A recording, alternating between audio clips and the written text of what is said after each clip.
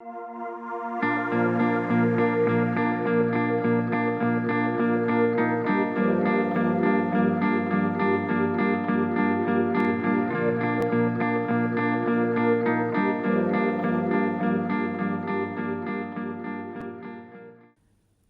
طلباء و طالبات، ہمارے آج کے لیکچر کا عنوان ہے راجندر سنگھ بیدی کے لکھے ناول ایک چادر میلی سی کا تنقیدی جائزہ۔ عزیز طلباء، آپ جانتے ہیں کہ برصغیر پاک و ہند کی تاریخ میں 1947 کا برس کبھی فراموش نہیں کیا جا سکے گا۔ اس خطے میں رہنے والوں کے لیے یہ سال ایک طرف آزادی کا پرچم بن کر سر بلند ہوا تھا تو دوسری طرف دکھ کی ندیاں جو دونوں طرف کے لوگوں کی آنکھوں میں بہہ نکلیں۔ تقسیم کے فسادات نے ایک طرف سرخ رنگ میں ظلم کی علامت دی تو دوسری طرف امن کا سفید رنگ استعارے میں ڈھلا۔ دونوں طرف کے لکھنے والوں نے دکھوں کو سمیٹنے کی صحیح کی، ان زخموں پر مرہم رکھا جن کے رسنے کی اذیت آج بھی محسوس ہوتی ہے۔ وقت گزر جاتا ہے لیکن پرچھائیاں رہ جاتی ہے۔ اردو کا زیادہ تر فکشن انہی پرچھائیوں کی داستان ہے۔ پاکستان کے شہر سیالکوٹ کے نزدیک ایک گاؤں میں 1915 میں پیدا ہونے والے راجندر سنگھ بیدی اردو ادب اور ترقی پسند تحریک کا وہ درخشاں نام ہے جس نے اردو ادب میں اپنی نگارشات کے ذریعے گراں قدر اضافہ کیا۔ ان کی کہانیاں بھی تقسیم کے فسادات سے ملنے والی دکھوں کی اس ہلکی آنچ پر تخلیق ہوئیں جن کی تپش سے احمد ندیم قاسمی اور سعادت حسن منٹو بھی حرارت زدہ ہوئے تھے۔ یہ سب ایک دوسرے کے ہم اثر بھی تھے اور ہم درد بھی۔ راجندر سنگھ بیدی کی پیدائش 1915 میں جبکہ رحلت 1984 میں ہوئی۔ انہوں نے ابتدائی تعلیم سیالکوٹ میں اپنے آبائی گاؤں میں حاصل کرنے کے بعد انٹرمیڈیٹ کا امتحان لاہور سے پاس کیا۔ محکمہ ڈاک اور ریڈیو اسٹیشن سے ملازمت کے سلسلے میں قلیل عرصے کے لیے وابستگی رہی۔ خالص پنجابی اور سکھ گھرانے سے تعلق رکھنے کی وجہ سے ان کی فکری جہتوں میں منفرد رنگ بھی نمایاں تھا، لیکن جس رنگ نے ان کو اپنے اندر سمو لیا وہ ترقی پسندی کا رنگ تھا۔ انہوں نے سماج کے ہاتھوں ظلم کے شکار طبقات کی کہانیوں کو بیان کیا، بالخصوص ہندوستانی سماج کی مظلوم عورتوں کو موضوع بنایا۔ 1931 میں انہوں نے SGBA خالصہ اسکول لاہور سے میٹرک اور 1933 عیسوی میں DAV کالج لاہور سے انٹر کا امتحان پاس کیا، مگر چند ناگزیر وجوہات کی بنا پر تعلیم جاری نہ رکھ سکے۔ ان کے والد کا جلد ہی انتقال ہو گیا اور پورے گھر کی ذمہ داری ان کے جوان ہو رہے کاندھوں پر آ گئی، لہذا انہوں نے وہیں پوسٹ آفس میں ملازمت اختیار کر لی۔ 1934 میں 19 برس کی عمر میں راجندر سنگھ بیدی کی شادی ستونت کور عرف سوماوتی سے ہو گئی۔ اسی زمانے میں بیدی صاحب نے کہانیاں لکھنی شروع کر دی تھیں۔ 1943 میں انہوں نے اپنی اس ملازمت سے سبکدوشی اختیار کی اور دہلی میں مرکزی حکومت میں پبلسٹی کے شعبے میں کچھ دن کام کرنے کے بعد آل انڈیا ریڈیو لاہور میں ملازمت اختیار کر لی۔ تقسیم ہند کے بعد ان کی منتقلی دہلی میں ہو گئی اور 1948 میں وہ اردو ادیبوں کے ایک وفد میں شریک ہو کر کشمیر گئے۔ شیخ محمد عبداللہ نے راجندر سنگھ بیدی کو جموں و کشمیر ریڈیو اسٹیشن کے ڈائریکٹر کا عہدہ سونپ دیا اور وہاں ان کی کوششوں سے سری نگر ریڈیو اسٹیشن کا قیام عمل میں آیا، مگر وہاں بہدی زیادہ عرصے تک ٹھہر نہ سکے اور 1 سال کے قلیل عرصے تک کام کرنے کے بعد 1949 عیسوی میں انہوں نے کشمیر کو خیرآباد کہا اور دہلی ہوتے ہوئے ممبئی پہنچ گئے۔ اس کے بعد ان کا مستقبل قیام ممبئی میں ہی رہا۔ 1965 میں انہیں ناولٹ ایک چادر میں لسی کے لیے ساہتیہ اکادمی ایوارڈ سے نوازا گیا اور 1973 میں پدم شری کے اعزاز سے سرفراز کیا گیا۔ 1978 میں انہیں غالب ایوارڈ دیا گیا۔ بیدی فلم ساز، ہدایت کار، مکالمہ نویس، افسانہ نگار، ڈرامہ نویس، ناول نگار ہونے کے ساتھ ساتھ ترقی پسند تحریک کے زوردار حامی بھی تھے۔ وہ افسانہ نگار سعادت حسن منٹو سے کچھ نالاں بھی تھے۔ شاید یہ پیشہ ورانہ رقابت ہی تھی، ورنہ دونوں نے معاشرے کی نبض پر ہاتھ رکھ کر وہ کہانیاں تخلیق کیں جن کی اشد ضرورت تھی۔ سعادت حسن منٹو جس ہندوستانی سینما میں اسکرین پلے رائٹر کی گدی چھوڑ کر پاکستان چلے گئے تھے، راجندر سنگھ بیدی نے پاکستان سے آ کر ہندوستانی فلمی صنعت میں وہی گدی سنبھالی۔ کہانی نویسی اور مکالمہ نگار کے طور پر 50 کی دہائی میں وہ اس راہ پر گامزن ہوئے۔ 60 کی دہائی میں ہدایت کاری کی طرف بھی آ گئے۔ انہوں نے تقریباً 70 فلموں کے مکالمے لکھے، جن میں بڑی بہن، مرزا غالب، داغ، دیوداس جیسی فلمیں شامل ہیں، جبکہ فلم ساز کی حیثیت سے گرم کوٹ، رنگولی، آنکھیں اور دستک جیسی لاجواب فلمیں تخلیق کیں۔ 1940 عیسوی میں ان کی مختصر کہانیوں کا پہلا مجموعہ دانا و دام شائع ہوا۔ 1943 میں دوسرے مجموعے گرہن کی اشاعت ہوئی۔ 60 کی دہائی میں ان کا لکھا ہوا ناول ایک چادر میں لسی کو بے پناہ مقبولیت ملی۔ اس ناول کو کچھ ادبی حلقوں نے ناولٹ بھی کہا۔ بہرحال اس کو ناول کہا جائے یا ناولٹ تخلیق کی اعتبار سے اس کو قارئین کی طرف سے کامیابی اور پسندگی کی سند ملی۔ آج ہم نے راجندر سنگھ بیدی کے لکھے اسی ناولٹ کا انتخاب کیا ہے۔ زیر نظر ناول ایک چادر میں لسی اس کیفیت کی معراج ہے جس کا ذکر ہم نے لیکچر کے آغاز میں کیا۔ حق بات یہ ہے کہ مصنف نے اس ناول کو اپنے لہو سے کشید کر لکھا اور پڑھنے والوں نے اشکوں میں ڈبو کر پڑھا۔ یہ ان کا پہلا اور آخری ناول ہے۔ اس واحد ناول کی بدولت وہ اردو ادب میں یاد رکھے جائیں گے۔ ہرچند کہ ان کی دوسری کہانیاں بھی اپنی تخلیقی ندرت میں نمایاں ہیں، لیکن اس ناول کی کہانی کا کوئی بدل نہیں ہے۔ راجندر سنگھ بیدی اردو افسانے کا ایک ایسا نام ہے جس پر اردو افسانہ ہی نہیں، اردو ادب بھی ناز کرتا ہے۔ بیدی نے اپنے قارئین کو 6 افسانوں کے مجموعے دیے ہیں۔ انہوں نے ہمیشہ یہی کوشش کی ہے کہ وہ اپنے افسانوں کے لیے ایسے موضوعات کا انتخاب کریں جو وقتی نہ ہوں بلکہ وہ موضوعات ہوں جن پر کبھی زوال نہ آئے۔ اسی طرح انہوں نے اپنے ناول کے لیے بھی ایسے موضوع کا انتخاب کیا کہ جو اس وقت تک ادب میں زندہ رہے گا جب تک دنیا کے نقشے پر پنجاب باقی رہے گا۔ یہ ناول کوئی بہت ضخیم نہیں ہے بلکہ 136 صفحات میں مکمل ہو جاتا ہے، لیکن اس چھوٹے سے ناول میں انہوں نے پنجاب کو آباد کر دیا ہے۔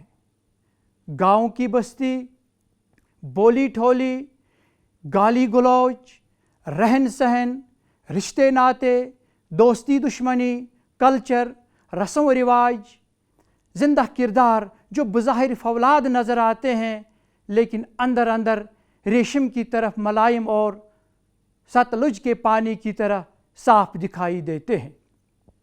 اس ناول میں وہ عورتیں بھی ہیں जो अपने मर्द का हर जुल्म खंदे पेशानी से बर्दाश्त करती है और सास के तंजिया निश्तर को भी अपना मुकद्दर समझती है। वो भूख प्यास बर्दाश्त कर सकती हैं, मार भी खा सकती हैं, लेकिन अपने शौहर को अपने काबू में करना भी जानती हैं।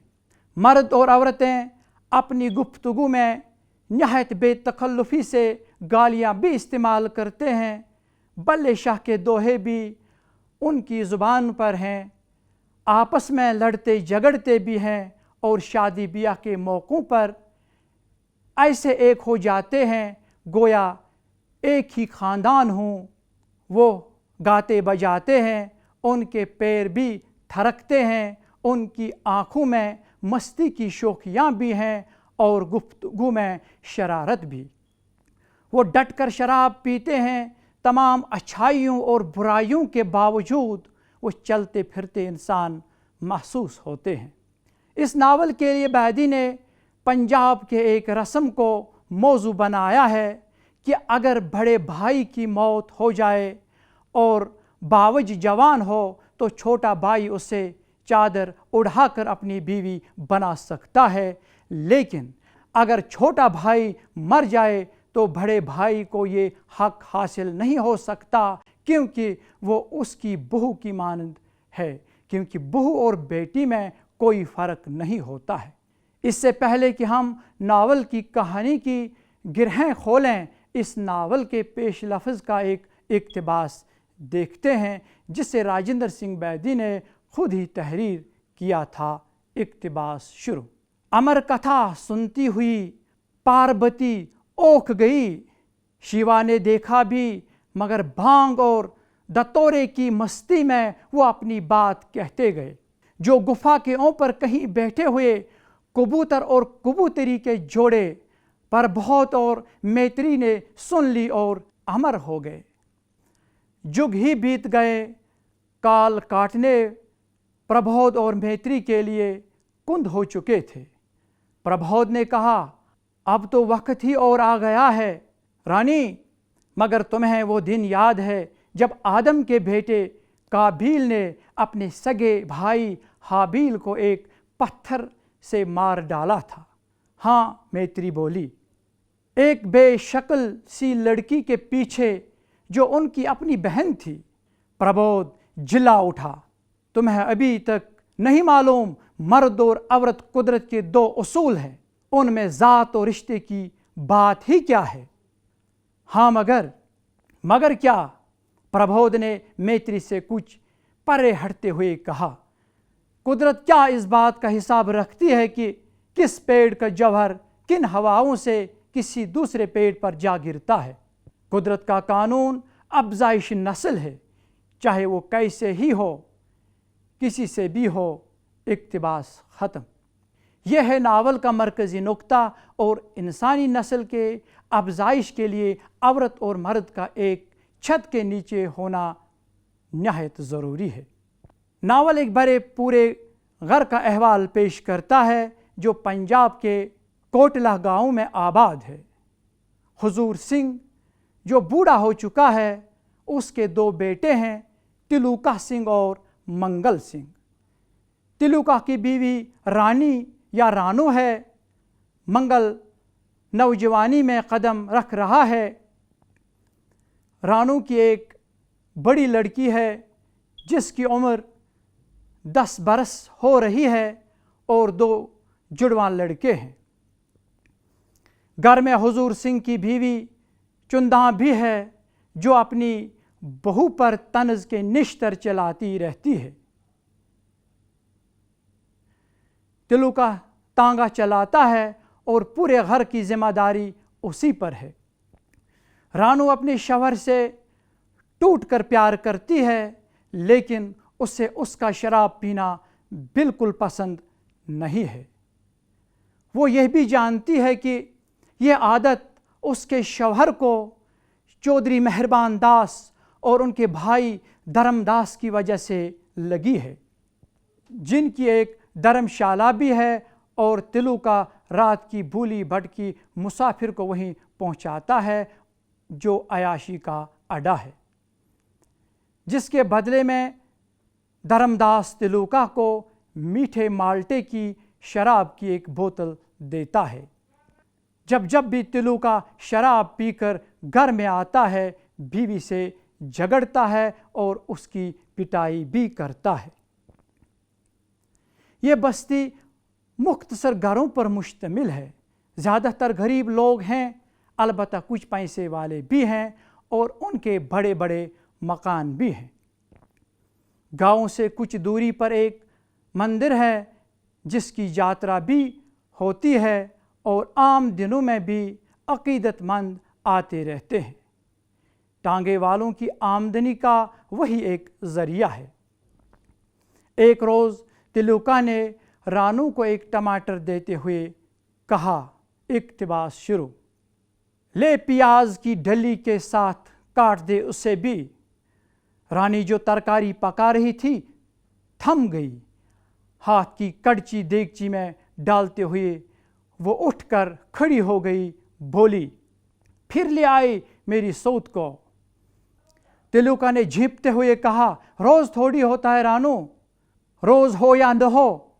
رانی کڑک کر بولی، میں نہ پینے دوں گی، کہاں ہے تمہاری بوتل، آج میں دیکھ تو لوں اس میں کیا ہے جو مجھ میں نہیں۔ تلوکا اس بات سے ڈر رہا تھا کہ شور نہ مچے، لیکن رانو نے وہی بات کی۔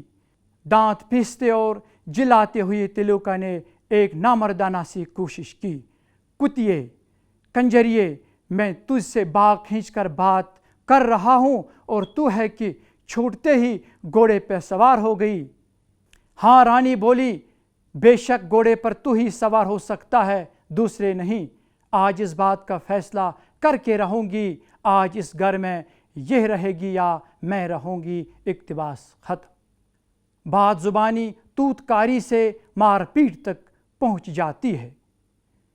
تلوکا رانو کے کپڑے پھاڑ دیتا ہے، مکان کے منڈیروں سے جھانکتے لوگ تماشا دیکھتے ہیں اور رانو کی سہیلی چنو چلاتی ہے کہ کوئی تو اس تماشے کو روکے۔ تلوکا پھر ایک بار پوری طاقت سے مارنے کے لیے ہاتھ اٹھاتا ہے، لیکن اس کا ہاتھ منگل تھام لیتا ہے اور منگل کے ڈھیل ڈھول کو دیکھ کر تلوکا رک جاتا ہے۔ رانو روتی بھی جا رہی تھی اور اپنے کپڑوں کو سمیٹے ہوئے بڑبڑا رہی تھی کہ وہ اب اس گھر میں نہیں رہے گی، کہیں بھی کام کاج کرے گی اور اگر کام نہیں ملا تو دھرم شالہ میں بیٹھ جائے گی۔ تلوکا جانتا تھا کہ رانو کا اب اس دنیا میں کوئی نہیں ہے، لیکن دھرم شالہ میں کیا ہوتا ہے وہ یہ بات خوب جانتا تھا۔ اس کا غصہ اتر جاتا ہے اور وہ اس سے سمجھانے کی کوشش کرتا ہے۔ رات میں تلوکا کی جنسی خواہش زور مارتی ہے، لیکن رانو اسے جھٹک دیتی ہے۔ صبح حسب دستور کام کاج شروع ہو جاتے ہیں۔ تلوکا تانگے میں گوڑا لگاتا ہے اور رانو اسے 4 روٹیاں اور ساگ کپڑے میں باندھ کر دیتی ہے اور تلوکا اپنے تانگے کے ساتھ چلا جاتا ہے۔ دوپہر میں رانو کو ایک شور سنائی دیتا ہے، وہ گھر سے باہر نکل کر دیکھتی ہے کہ لوگ اس کی طرف چلے آ رہے ہیں اور اسے حسرت بھری نگاہوں سے دیکھتے ہیں۔ اسے پتہ چلتا ہے کہ کسی جوان جاترن کی چودھری اور اس کے بھائی نے آبرو ریزی کی تھی۔ اس کے بڑے بھائی سے جھگڑا ہوا اور اس میں تلوکا کا خون ہو گیا۔ رانو کی زندگی مصیبتوں سے بھر جاتی ہے۔ سانس تو پہلے سے ہی اس سے پسند نہیں کرتی تھی، اس سے گالیاں بکتی ہے۔ اقتباس شروع، رمنڈیے، چڑیلیے، میرے بیٹے کو کھا گئی، اب ہم سب کو کھانے کے لیے منہ پھاڑے ہیں، چلی جا، جدھر منہ کرنا ہے کر لے۔ اقتباس ختم۔ اب وہ اسے گھر سے نکالنے کے لیے باتیں کرتی ہے، وہ اس سے کوئی رشتہ رکھنے کے لیے تیار نہیں، یہاں تک کہ وہ اس کی 10 برس کی خوبصورت سی بچی کو بھی 500 میں بھیجنے کے لیے تیار ہو جاتی ہے۔ رانو کو یہ بات معلوم ہوتی ہے تو وہ ہنگامہ کرتی ہے، اور جب چندان اسے اپنی دادی ہونے کا رعب بتاتی ہے تو رانو جواب دیتی ہے کہ جب بہو ہی منظور نہیں تو پوتی پر کیسا حق۔ ایک کمسن لڑکی کی آبرو ریزی کے جرم میں چودھری اور اس کے بھائی گھنشام اور جاترن کے بھائی اور اس کے لڑکے کو 7 برس کی سزا سنائی جاتی ہے۔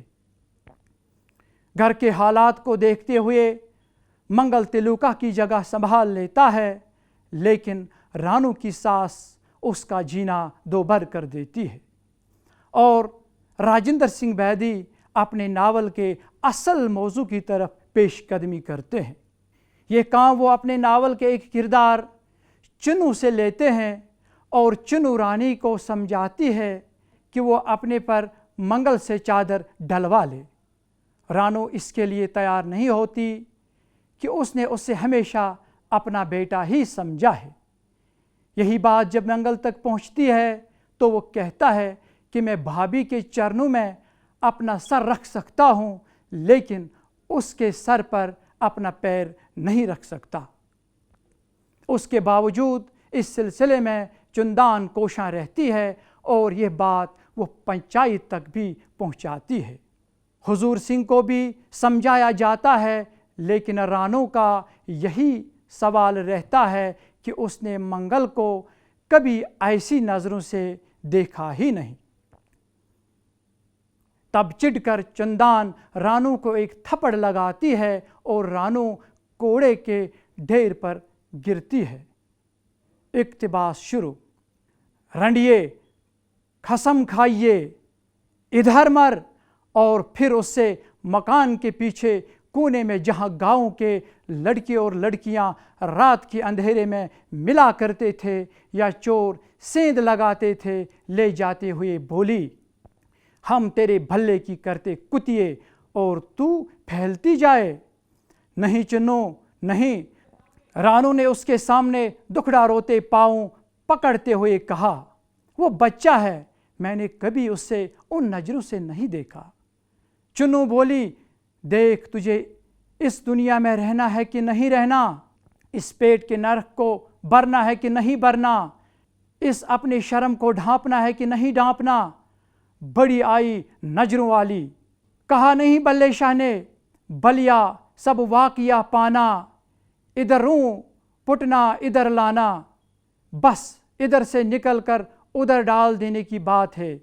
پہلے اسے ان نظروں سے نہیں دیکھا تو اب دیکھ مروے۔ اقتباس ختم۔ دونوں کے نہ چاہنے کے باوجود گاؤں کے لوگ اور پنچایت رانو اور منگل کو ایک کر دیتے ہیں، لیکن ان میں جنسی تعلقات قائم نہیں ہوتے اور دونوں کے درمیان ایک تکلف باقی رہتا ہے۔ گاؤں کے لوگ منگل سے اور چندان رانو سے ہمیشہ دریافت کرتے رہتے ہیں کہ ان دونوں میں تعلق قائم ہوا یا نہیں۔ منگل نہ صرف کبھی کبھار شراب پینے لگا تھا، بلکہ ایک مسلم لڑکی سلامتے مسلسل اسے اپنی طرف راغب کرنے میں لگی تھی۔ منگل بھی اس میں دلچسپی لینے لگا تھا۔ ایک شام دونوں رات میں ملنے کا وعدہ کرتے ہیں۔ منگل گھر آتا ہے اور کھانا کھانے کے بعد باہر جانا چاہتا ہے تو رانو اسے روک لیتی ہے، اور آسمان بادلوں سے گھرا ہوا ہے۔ کپڑوں کی تلاش میں منگل ٹرنک کھول لیتا ہے تو اس میں میٹھے مالٹے کی شراب کی بوتل نظر آتی ہے۔ اس کے استفسار پر رانو بتاتی ہے کہ شاید کبھی تلوکا نے لائی ہوگی، اس کے مرنے کے بعد تو میں نے ٹرنک کبھی کھولا ہی نہیں۔ شراب کو دیکھ کر منگل پینا چاہتا ہے، لیکن رانو بضد ہوتی ہے کہ وہ شراب پینے نہیں دے گی۔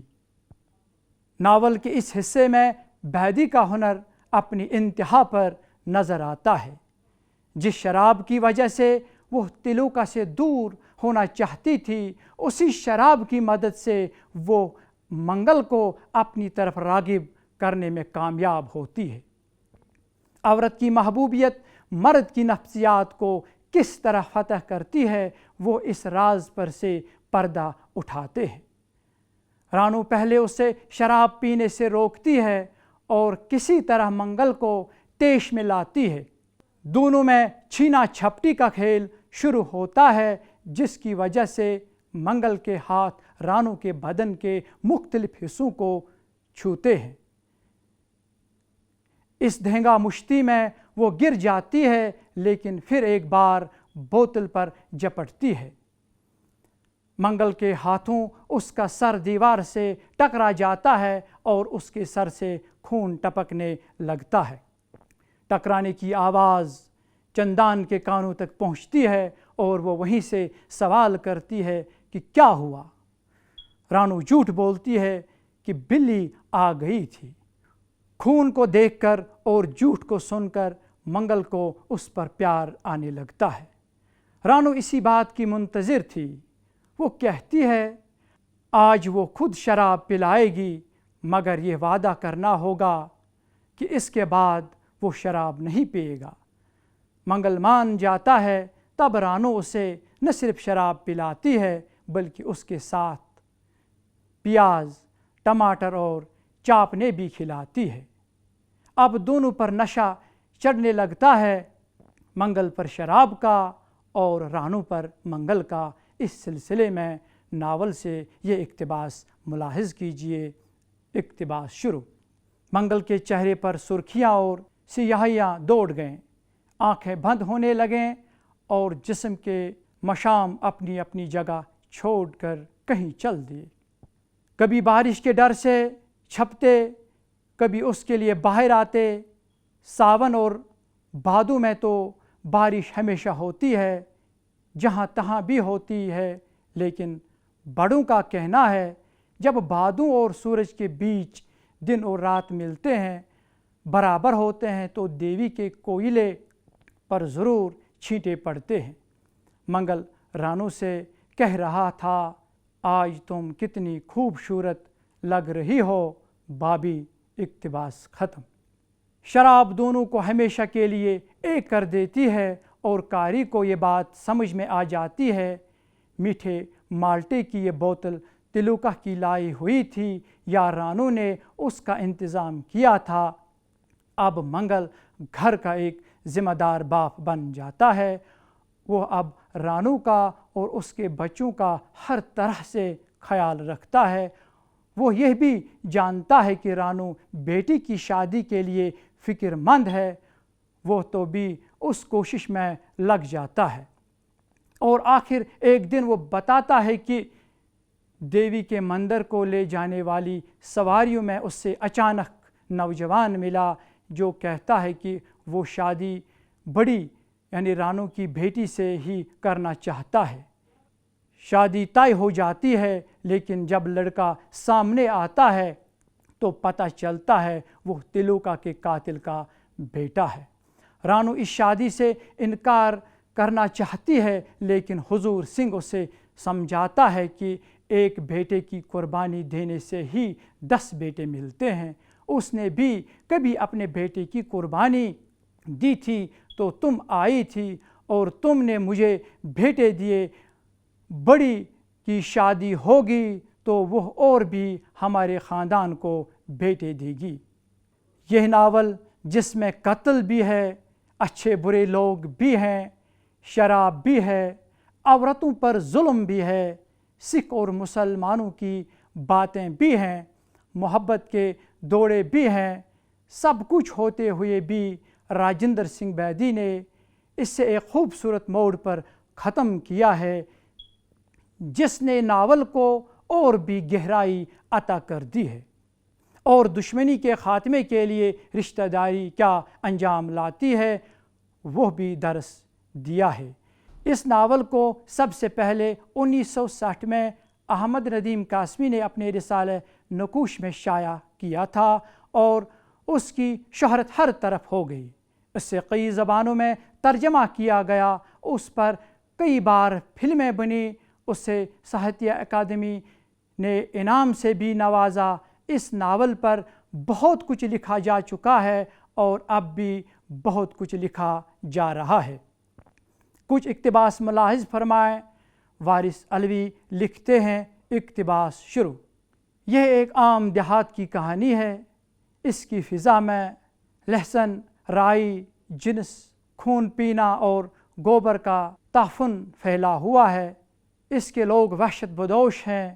وہ گنے کے کھیتوں کی رکھوالی کرتے ہیں، اپنے چھوٹے چھوٹے کاروبار میں مصروف رہتے ہیں، گالیاں بکتے ہیں، شراب پیتے ہیں، نوجوان لڑکیوں کو پھانستے ہیں اور اپنے چند پیسوں کو بہت سنبھال کر رکھتے ہیں۔ اس ناول کی عورتیں کین و حسد سے بھری ہوئی ہیں اور ایک دوسرے پر طعنہ زنی کرتی رہتی ہیں۔ ایسا معلوم ہوتا جیسے ان لوگوں کے مکانات کے گرد دیواریں نہیں ہیں۔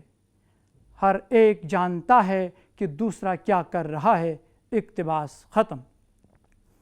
یہی وارث علوی راجندر سنگھ بیدی کے مونولاگ میں لکھتے ہیں، اقتباس شروع۔ ایک چادر میلی سی اختصار اور اعجاز کا بے مثال نمونہ ہے۔ بیدی نے صحیح معنی میں سمندر کو کوزے میں بند کیا ہے۔ پورے ناول میں استعاروں، علامتوں اور اساطیر کا ایسا جال پھیلا ہوا ہے کہ وضاحتی اسلوب کو کام میں لایا جاتا تو ہر ذرہ پھیل کر صحرا بن جاتا۔ کمال کی بات تو یہ ہے کہ علامتیں اور استعارے جو شاعرانہ حسن آفرینی کا سرچشمہ ہیں، اس حقیقت پسندانہ اسلوب کی سنگلاخ اور کھردری زمین سے پھوٹے ہیں، جو ایک مفلوق الحال اور پسماندہ دیہاتی زندگی کی تصویر کشی کا فریضہ نہایت خوش اسلوبی سے سر انجام دیتا ہے۔ اس ناول کی خوبی یہ ہے کہ زندگی یہاں خانوں میں بٹی ہوئی نہیں ہے۔ ایسا نہیں ہے کہ اخلاقیات نفسیات سے چشم پوشی کرتی ہو اور نفسیات سماجیات سے پہلو بچاتی ہے۔ ناول میں زندگی سماجی، فطری اور ماورائی سطح پر ایک وحدت میں منعکس ہوتی ہے۔ اقتباس ختم۔ حقیقت یہ ہے کہ اس ناول میں عقیدت بھی ہے، جرم کی سزا بھی ہے، اچھے برے کردار بھی ہیں جو ناول میں اپنے وجود کا احساس بھی دلاتے ہیں۔ کرداروں کی اگر بات کریں تو رانو میں وہ سب کچھ نظر آتا ہے جو ایک گرہسن میں نظر آنا چاہیے۔ وہ شوہر پرست ہے، ساس سسر کی خدمت بھی کرتی ہے، اپنے بچوں اور دیور منگل کا ہر طرح خیال رکھتی ہے، وہ تلوکا کی شراب کی عادت کو چھڑانا چاہتی ہے، اس لیے تلوکا کا ہر ظلم برداشت کرتی ہے۔ تلوکا جب قتل ہو جاتا ہے اور اس کی سہیلی منگل سے چادر ڈھالنے کی بات کرتی ہے تو وہ انکار کر دیتی ہے، لیکن جب منگل کی بیوی بن جاتی ہے تو بیوی کا سکھ دینے کی خاطر اسے شراب بھی پلاتی ہے اور بعد میں نہ پینے کا وعدہ بھی لیتی ہے۔ جب وہ دیکھتی ہے کہ بڑی بلوغت کو پہنچ رہی ہے تو اس پر کڑی نگرانی رکھتی ہے۔ اقتباس شروع۔ کچھ غریبی کی وجہ سے اور کچھ جان بوجھ کر رانو اسے یعنی بڑی کو پھٹے پرانے تیل اور بساند میں رسنے بسنے ہوئے کپڑے میں رکھتی ہے، بال بنانے کے بجائے بکھیر دیتی ہے تاکہ اس پر کسی کی نظر نہ پڑے۔ بڑی گوری چٹی تھی اور پوروں کے الفاظ میں اس پر کسی انگریز کی اولاد ہونے کا شبہ پڑتا تھا۔ جب کوئی میلی نظروں سے بڑی کی طرف دیکھتا تو رانو مرنے مارنے پر تیار ہو جاتی تھی اور پھر سب باتوں سے نپٹ کر پکار اٹھتی، گورا رنگ نہ دے ربا سارا پنڈ دھیر پہ گیا، یعنی گورا رنگ نہ دے پرماتما سارا گاؤں بھیری ہو گیا۔ اقتباس ختم۔ رانو کے بعد اس ناول میں منگل کا کردار بہت اہم ہے۔ بھائی کے قتل کے بعد جب اس سے رانو پر چادر ڈھالنے کی بات کی جاتی ہے تو انکار کر دیتا ہے، لیکن جب سب مل کر اسے رانو کو بیوی بنانے پر مجبور کرتے ہیں تو وہ ایک ذمہ دار شوہر اور باپ بن جاتا ہے۔ حالانکہ وہ سلامتی کی طرف جھکنے لگا تھا۔ سلامتی اس پر جس انداز سے دوڑے ڈالتی ہے، منگل جیسا صحت مند نوجوان کا اس کی طرف راغب ہونا فطری ہے۔ راجندر سنگھ بیدی جہاں ناول کا چست منظرنامہ تیار کرتے ہیں، وہیں قاری کو اپنے شاندار مکالموں سے بھی باندھ رکھتے ہیں۔ ذیل میں سلامتی اور منگل کے مکالمے ملاحظ فرمائیں۔ اقتباس شروع۔ اڑیا منگل جو یکا لے کر نکل رہا تھا، گھوڑی کی بھاگ کھینچ کر رک گیا اور سلامتے کی طرف منہ اٹھا کر دیکھنے لگا۔ سلامتے نے پاس آ کر آنکھیں مٹکائیں اور بولی، ہائے ہائے دیے انیاں، ایک بار ہمیں بھی سیر کروا دے۔ کیوں نہیں سلامتے؟ منگل نے حامی بھر دی، گوئی کس کی اور گہنے کس کے؟ کب کرائے گا؟ جب تو کہے۔ سلامتے آگے پیچھے دیکھ کر بولی، آج ہی رات ہی۔ منگل نے کہا، میرا اکا رات کو نہیں چلتا، اور وہ بکی اپنی گھوڑی کو چابک لگا کر چل دیا۔ جب وہ 17 کے راستے پر 2-3 کوس نکل گیا، تب سلامتے کی بات کے معنی اس کی سمجھ میں آوے۔ وہ گاؤں کی طرف مڑنے ہی والا تھا کہ سواریاں الف ہو گئیں۔ پھر سوچ کر کہ ابھی تو رات ہونے میں 8-10 گھنٹے باقی ہے، وہ 17 کے راستے پر چل دیا۔ اقتباس ختم۔ ناول کے دیگر کرداروں میں چنداں، حضور سنگھ، تلوکا، بڑی وغیرہ ہیں جو ناول کو آگے بڑھانے میں معاون ثابت ہوتے ہیں۔ ناول کا ماحول اور مقام پنجابی ہے، اس لیے اس میں بار بار پنجابی الفاظ، محاورے، دوہے اور کہاوتیں استعمال ہوئی ہیں، جن کے باعث پڑھتے ہوئے قاری کو الجھن ضرور ہو سکتی تھی، لیکن اکثر مقامات پر ان کے ترجمے بھی لکھ دیے گئے ہیں۔ بیدی نے اپنی ساری زندگی میں یہی ایک ناول لکھا ہے جس کا شمار بلا شبہ اردو کے شاہکار ناولوں میں ہوتا ہے۔ عزیز طلباء، مجھے امید ہے کہ آج کے لیکچر سے آپ نے ناول ایک چادر میلی کے بارے میں کما حق واقفیت حاصل کی ہوگی۔ آئندہ کسی اور موضوع کو لے کر آپ کے سامنے حاضر ہوں گے۔ جب تک کے لیے خدا حافظ و ناصر۔